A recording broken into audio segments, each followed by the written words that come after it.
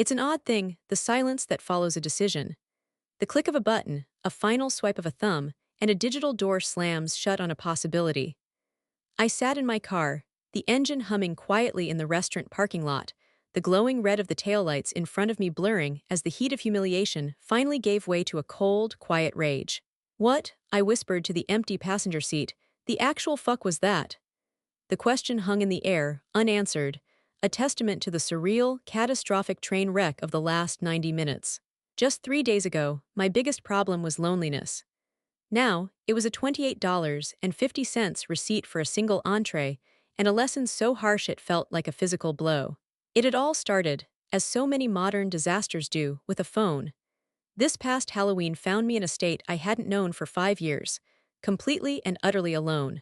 My relationship, a 5-year monolith that had defined my entire late 20s and early 30s, hadn't just ended, it had evaporated. It crumbled earlier this year, leaving a void I hadn't known how to fill. The breakup was a slow, agonizing death by 1,000 paper cuts, and when it was finally over, the silence in my 2-bedroom apartment was deafening. My ex had been everything. My morning coffee partner, my late-night movie critic, the person whose name was my emergency contact. Now, he was just a ghost who had left half his spice rack behind. So, when Halloween night arrived, a Friday, no less, the world seemed to be rubbing my solitude in my face. Costumed couples laughed on the sidewalk outside my window, and the party invitations I'd politely declined felt like weights in my inbox. I was lonely.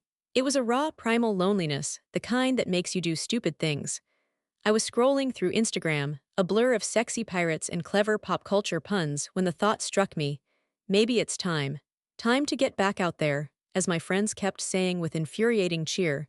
With a sigh that felt like it came from my toes, I went to the App Store. Hinge, the app designed to be deleted. The irony wasn't lost on me.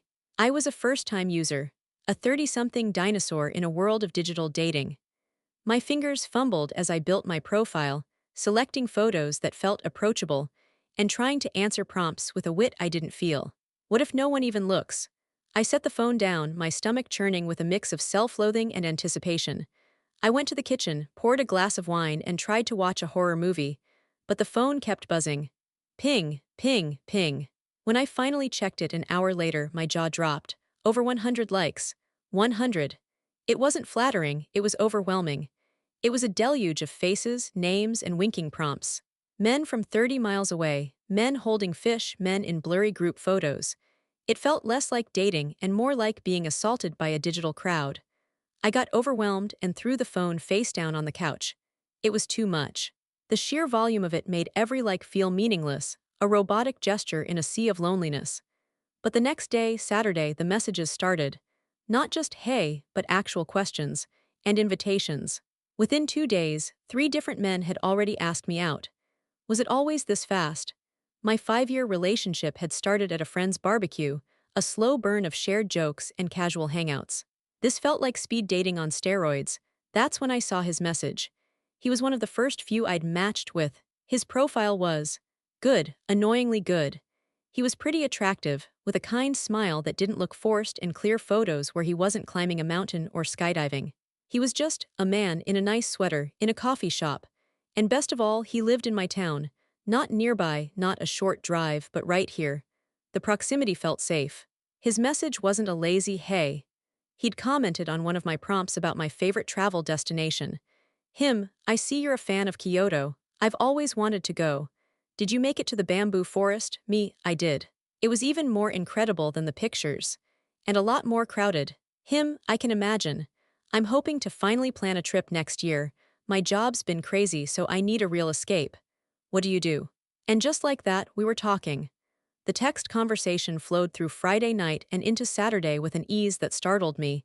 It was good, genuinely good.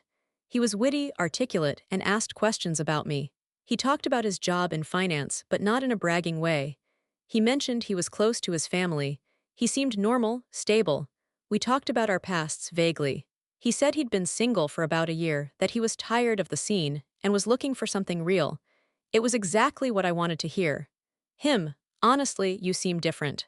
You're smart, you can actually hold a conversation, and you're not playing games. It's really refreshing.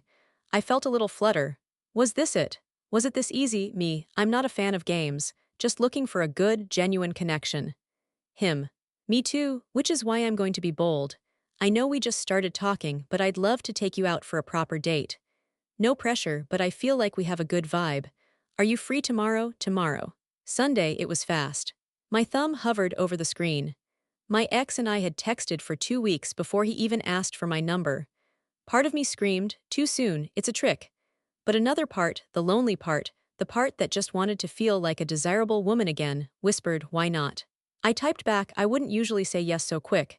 Him, I know, I'm the same, but I just have a good feeling about this. Let me take you to dinner. There's this great place, the Caspian Grill, my treat, I knew the place, it was nice. More on the pricey side. I was impressed, me, okay, that sounds lovely. What time? Him, perfect. How about 7 p.m. I'll pick you up.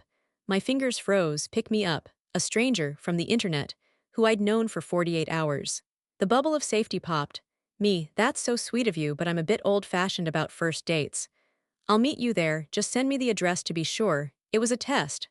A small one. Would he be cool or would he be pushy? Him, nonsense. I'm a true gentleman and a gentleman always picks up his date. I insist. What's your address? My stomach tightened. I didn't like that. I didn't like insist. I didn't like nonsense. I doubled down, me.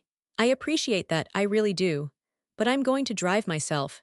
It's just my personal rule for a first meeting. I'll see you at the Caspian Grill at 7. There was a long pause. The 3 little dots appeared and disappeared. I held my breath. Was this the part where he turned into a monster? Him, okay, if you're sure, your loss, I give great karayak, see you there at 7. I let out the breath. He'd backed down. The smiley face seemed to diffuse the tension. I brushed off the weird feeling. He was just trying to be chivalrous. I was being too skeptical, too damaged by my breakup. My expectations for the date were, honestly, on the floor. I told myself it didn't matter if it was awkward. It didn't matter if there was no spark. I just needed to get out there. I needed to practice. Practice small talk. Practice wearing something other than sweatpants. Practice being a single person in a world built for two. I had no idea that the practice round was about to become a championship match in emotional warfare. Sunday arrived with a dreary, cold rain that matched my mood. The nervous energy I'd felt yesterday had curdled into a low-grade dread. I should cancel, I thought, staring at the black dress I'd laid out on my bed. I can say I have a headache. I can say my cat is sick. I don't even have a cat. But I'd promised myself I would do this. I was so tired of being the woman who said no. The woman who stayed home. The woman still mourning a relationship that had been dead long before it was buried. I showered, did my makeup, and tried to quiet the voice in my head that was comparing this entire bizarre ritual to my last first date, 5 years ago. This felt so transactional. As I was putting in my earrings, my phone buzzed. It was him. Him just getting ready. So excited to finally meet you in person. The simple, enthusiastic text sent a wave of guilt through me. He was excited. I was dreading it. Maybe I was the problem. Maybe I was the one who was broken. I took a deep breath, pasted a smile on my face for an audience of one, and texted back. Me too, driving over in a few. The Caspian Grill was one of those places that specialized in mood. The lights were dim, the music was soft jazz, and everything was upholstered in dark velvet. It was definitely pricey, and I felt a pang of guilt that he was paying, immediately followed by a pang of annoyance at the first red flag. The fight over the ride. That insistence, I'm a true gentleman, the words echoed in my head. Real gentlemen, in my experience, didn't need to announce it. They didn't insist. They respected a no. I'd ignored it, blamed it on his nerves, or maybe a traditional upbringing. But as I pulled into the parking lot, that little crack in his perfect facade felt a little wider. I checked my lipstick in the rearview mirror, told myself to have an open mind, and walked in.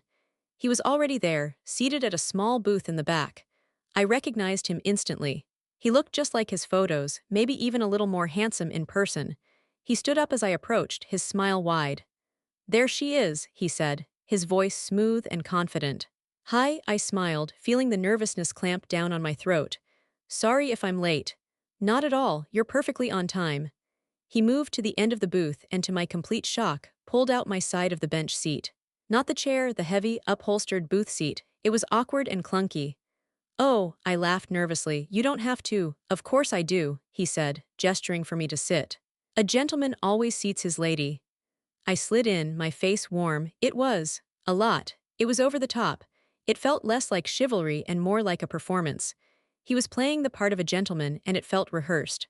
As he slid into his side of the booth, the waitress appeared. "Good evening, can I get you started with a drink?" "We're all set, thank you," he said, smiling at her. "I took the liberty of ordering." I blinked. "You did?" "I did," he said, turning his high-beam smile on me. "You mentioned in your profile you liked Pinot Grigio. I ordered us a bottle of the Santa Margarita, it's my favorite." My blood went cold. This was not charming. This was presumptuous. "Oh," I said, forcing a smile. "I didn't really plan to drink tonight, I have an early start tomorrow." "Nonsense," he said, that word again. "It's a first date. We have to celebrate." Before I could protest further, the waitress arrived with an ice bucket, the bottle, and 2 glasses. "Here you are," she said. He beamed. "Thank you, darling." He took the bottle, expertly uncorked it, and poured me a glass before I could say another word. I just stared at the wine he'd already ordered. It was here, it was expensive. What was I supposed to do, make a scene? I figured, fine, I'll just take it. I'll have 1 glass, nurse it, and that will be that. "To a great night," he said, raising his glass. "To a great night," I echoed, my voice small. I took a sip. It was good, of course. It was also strong. Red flag number 1 had been the car. Red flag number 2 was the over-the-top chair pulling. This ordering for me, dismissing my no as nonsense. This wasn't a red flag. This was a goddamn signal flare. And I was sitting right under it. "So," he said, leaning back, the picture of casual confidence. "Tell me everything. Your profile is intriguing, but I want to hear the real story." For the next hour we talked. Or rather, he talked. I found myself answering his questions. About my job, my hobbies, my expired 5-year relationship, which I glossed over as it just ran its course. But he quickly pivoted every answer back to himself. And then he got vulnerable. He leaned forward, his eyes fixed on mine, his voice dropping to a confessional whisper. "I'm just going to be really honest with you," he started. "I'm at a point in my life where I'm done with games. I'm looking for love. I know that sounds cheesy, but it's true." He sighed, a deep theatrical sigh. "I'm a good guy. I have a great job, I take care of my family. And I just want someone real to share it with." I nodded, sipping my wine. "I think we all want that." "No, but it's different," he insisted, reaching across the table and lightly touching my hand. I instinctively flinched and he pulled back, laughing it off. "Sorry, I feel really comfortable with you. I have to be honest, I've met a lot of women from these apps. A lot, and there's just something different about you. I felt it from your first message. You're not like the others. You feel special, blah, blah, blah." It was a perfect script. It was every line a woman who's been single and lonely wants to hear. And the sad part, a small, stupid part of me wanted it to be true. I wanted to be special. I wanted this to be easy. But the larger, skeptical part of me, the part that had survived a 5-year emotional war, was screaming. He didn't know me. He'd known me for an hour. This wasn't vulnerability, it was a sales pitch. The waitress returned. "Are we ready to order, or would you like a few more minutes?" "We are ready," he boomed, picking up his menu. "I'm going to start with the calamari and the burrata, we'll share those." He looked at me. "What are you having for your main?" He had just ordered 2 appetizers without even asking me. I was starting to feel bulldozed. "Oh, I'll just have the seared salmon, please." "Excellent choice," he said to the waitress. "And I'll have the filet mignon, medium rare." And, he added, holding up his now empty wine glass, "we'll need another bottle of the Santa Margarita." My head snapped up. "Oh no," I said quickly. "None for me, thank you, I'm still working on this one. I get really tired when I drink and I'm driving." He laughed, a loud, dismissive laugh that made the couple at the next table look over. "1 glass. You can't have a first date with 1 glass of wine. Live a little, we'll have the bottle." "No, really," I said, my voice firmer. "I don't want any more, please, just a glass for you." He waved his hand at the waitress, completely ignoring me. "She's just being shy. Bring the bottle, darling, and another glass of water for my date here." The waitress looked at me, her expression a mix of pity and confusion. I felt my face burn. I didn't want to cause a scene with this stranger, so I just gave a weak, tight-lipped smile and looked down. He had ordered it anyway. I was trapped. He had steamrolled every single boundary I'd tried to set. The car. The pre-ordered drink. The appetizers. And now, a second bottle of wine I had explicitly refused. The appetizers came. He ate them with gusto, talking animatedly about a recent work trip, never once asking me a question. The second bottle arrived. He poured himself a glass and then, to my horror, topped off my half-full glass. I told you I didn't want any more, I said, my patience gone. And I'm telling you you're too tense, he said, smiling. Just relax, we're having fun. I made a point not to touch it. I put my hand around my water glass instead. Our entrees arrived. My salmon was delicious, but I could barely taste it. I felt like a coiled spring, my practice date having turned into a hostage situation. He, on the other hand, was having a ball. He finished his steak, finished his third glass of wine, and then looked at my full second glass. You're really not going to drink that? He asked, pointing. No, I told you I get tired and I'm driving. He shrugged, then reached over, picked up my wine glass and drained it in 2 gulps. Waste not, want not, he winked. He had just drunk my drink. After insisting on ordering it, the audacity was so profound I was momentarily speechless. He'd now had his initial glass, plus the second glass he poured himself, plus my unwanted glass. He was, in short, very drunk. He let out a loud laugh. Wow, okay, I've had so much I have to use the bathroom. All that wine goes right through me. He slid out of the booth, a little unsteadily. Don't go anywhere, he said with another wink. I'll be right back. He walked away, weaving slightly between the tables, and disappeared around the corner toward the restrooms. I let out the breath I felt like I'd been holding for an hour. My heart was hammering. He's awful. He's arrogant and pushy and a borderline alcoholic. I just had to get through this. I'd wait, he'd pay the no doubt massive bill, and I would run to my car, drive home, block his number and delete Hinge forever. I picked up my phone to check the time. 7:58 p.m. I took a sip of water. I waited. I looked around the restaurant. The couple next to us was laughing. A family in the corner was celebrating a birthday. I checked my phone again. 8:03 p.m. A weird feeling started to creep up my spine. A cold, sharp dread. Oh, I whispered to myself. Oh, don't tell me. The dread was a physical thing. It started in my stomach and spread outward, a cold numbness in my fingertips. He's coming back. He's just in the bathroom, it's fine. I tried to look casual. I arranged my napkin on my plate. I checked my email. I stared at the door to the restrooms, waiting for his stupid, handsome face to reappear. 8:05 p.m. 5 minutes. How long does it take to use the bathroom? The waitress came over, her smile kind but professional. How is everything here? She asked, her eyes flicking to his empty seat. It's good, I said. My voice was tight. He just went to the restroom. Okay, great. Can I get you anything else? Dessert? No, I'm okay, thank you. She nodded and walked away. My heart was pounding so hard I could feel it in my ears. I felt the stares of the other diners. The lady who had been seated by her gentleman was now sitting alone at a table littered with empty appetizer plates and 2 bottles of wine. I checked my phone again. 8:10 p.m., 10 minutes. He was gone. He wasn't in the bathroom. He was gone. He had left. He had left me.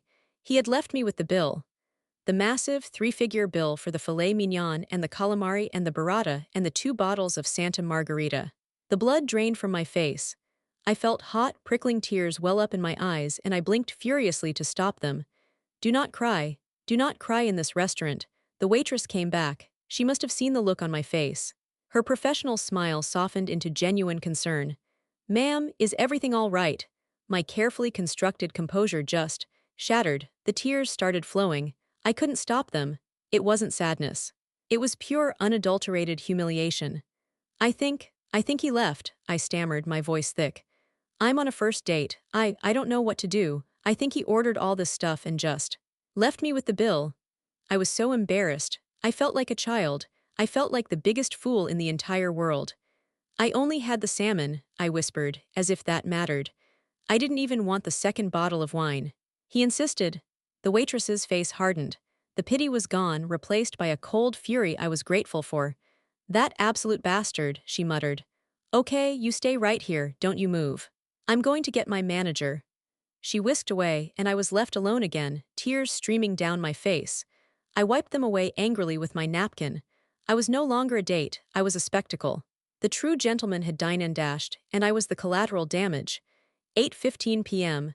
It had been 15 minutes. There was no doubt. He was probably in his car, blocks away, laughing. The manager, a tall woman in a sharp blazer, approached the table with the waitress. Her face was serious. Ma'am, she said, her voice low and kind. My server told me what happened. Yeah, I said, my voice trembling. I'm so sorry. I met him on Hinge, I have his name, I have his picture. My fingers were shaking as I pulled out my phone, opening the app, my hands clumsy. Here, I said, showing her his profile. His smiling, handsome, lying face. The manager looked at the photo, then at me. Okay, this is not your fault, this happens more than you know. Scumbags like this have a whole routine. His routine, the true gentleman, the over-the-top chivalry. The vulnerability, the insistence on ordering, it was a script. He'd done this before, he'd probably done it last week. I can't pay for all this, I said, the panic rising. I only had the salmon. That's all I can pay for. You're not paying for any of it, the manager said firmly. What? You're not paying for his steak, or his appetizers, or the 2 bottles of wine he ordered. We are going to split this check, and you are going to pay for your salmon and your 1 glass of wine, and that is it. Are you sure? I asked, the relief so sudden it made me dizzy. I am 100% sure, she said. I'm not letting that piece of trash cost us and you. You pay for what you ate, we'll take the loss on the rest. And we will be keeping this photo if you don't mind. He won't be allowed back in here. The waitress brought over a new, small bill. It was just for my entree. I fumbled with my credit card, my hands still shaking. Thank you, I whispered to both of them. Thank you so much, you have no idea. You take care of yourself, the manager said, patting my shoulder. And be careful out there. They're not all bad, but the bad ones, they're really bad. I signed the slip, left the waitress a 100% tip on my portion of the bill, and stood up. My legs felt like jelly. I walked out of the restaurant, past the bar, past the happy, normal couples, and into the cold night air. The rain had stopped, but the pavement was still wet. I got into my car, locked the doors, and for a solid minute I just sat there, my hands gripping the steering wheel, and I screamed. The drive home was a blur of traffic lights and righteous fury. The humiliation that had burned me in the restaurant had cooled into something much harder, much colder. Rage. He hadn't just tricked me. He had hunted me. I replayed the entire night, the entire 48-hour digital courtship, but this time I saw it for what it was. Every red flag I had brushed aside now stood out like a beacon. The insistence on picking me up, that wasn't chivalry. That was a control tactic. A way to test my boundaries right out of the gate. When I'd held firm, he'd let it go, but it was the first test. The over-the-top chair pulling, a performance, a distraction. Look at me, I am a gentleman. He was building a character, a fictional man who would never do what he was about to do. The pre-ordered bottle of wine, the ultimate power move. He established himself as the one in charge, the one who makes decisions, the one who spends money. He dismissed my no because my no was irrelevant to his plan. The vulnerability, the I want love, the you're special. My God, that was the most sickening part. He had weaponized my own loneliness against me. He'd listened to me talk about the end of my long-term relationship, and he'd mirrored back exactly what I was desperate to hear. He'd targeted me, the appetizers, the second bottle, the insistence. It was all part of the con, run up the bill. Make it big, make it so big that when he vanished the damage was maximized. He wasn't just hungry, he was cruel. And drinking my glass of wine, that was the final insult. A gesture of pure, arrogant contempt. I'd been so worried about practicing dating that I'd forgotten to practice trusting my own gut. My gut had been screaming at me since his first insistent text. It had screamed when he ordered for me. It had screamed when he dismissed my no.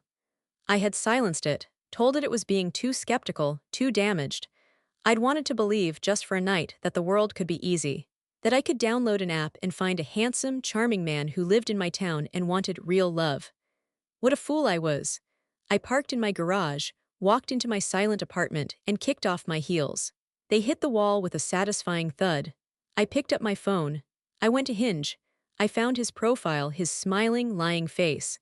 I looked at our conversation. I just have a good feeling about this. I hit unmatch. Then I went to my settings. I didn't just pause my account. I hit delete. I watched the app icon vanish from my screen. The validation of those 100+ likes felt disgusting now. It was a piranha tank, and I had willingly jumped in, bleeding. I sat on my couch, the one I used to share with my ex. For the first time since the breakup, I didn't miss him. I missed me, the me from before. The me who had better instincts. The me who would have never, ever let a man treat her like that. The humiliation was gone. The embarrassment was gone. All that was left was a cold, hard resolve. My ex had broken my heart, but it had been a slow, sad, human process. This stranger, he had tried to break my spirit. He had tried to steal my dignity and make me pay $200 for the privilege. He'd failed, I had cried, I had been embarrassed, but I had also held my head up. I had talked to the manager, I had shown them his picture, I had paid for my salmon, and I had walked out. He hadn't won. He'd just exposed himself for the pathetic, predatory thief that he was. He'd gotten a free meal. I'd gotten a lesson that was worth far more than 2 bottles of wine. It's been a week. I haven't told my friends. I haven't told anyone. The story feels too private, the humiliation too specific. What would I even say? I got dine-and-dashed by a gentleman I met on Hinge. It sounds like a bad sitcom plot, but the feeling it left behind is anything but funny. The rage has subsided. In its place is a kind of clarity that I haven't had in a long time. I was lonely. I was vulnerable. I was a target. And he was a predator, it's that simple. His true gentleman act was a costume, just as surely as if it had been Halloween. He'd worn it to get what he wanted, a free, expensive meal at the expense of my dignity. I thought I was just getting out there to practice. But dating apps aren't a practice range. They're the real world, amplified. They are a shortcut to connection, but also a shortcut to danger. I keep thinking about the manager at the restaurant. This happens more than you know. That's the part that haunts me. How many other women has he done this to? How many other women sat at that same table, watching him walk to the bathroom, feeling that same cold dread creep into their hearts? How many of them, paralyzed by embarrassment, had just paid the whole bill? I am never in my life going on another first date off an app. Maybe that's extreme. Maybe I'll change my mind in a year. But right now, the thought of swiping on a face, of trusting a stranger's curated persona, makes my skin crawl. My 5-year relationship may have failed, but it was real. It was built on barbecues and shared jokes and 2 weeks of texting. It was built on flawed, real human connection. This was a performance, a con, a violation. I downloaded that app looking for a cure for loneliness, and I found a sickness instead. The only practice I need is to practice listening to myself. The red flags were not subtle, they were not quirks. They were warnings. The true gentleman was a flashing neon sign that read, "I am not a gentleman at all. My loneliness is still here. It sits in the passenger seat of my car. It waits for me in my quiet apartment. But it's not a weakness anymore. It's just a feeling. And I'd rather be alone for the rest of my life than ever, for one more second, be alone at a table for two, watching a predator walk away."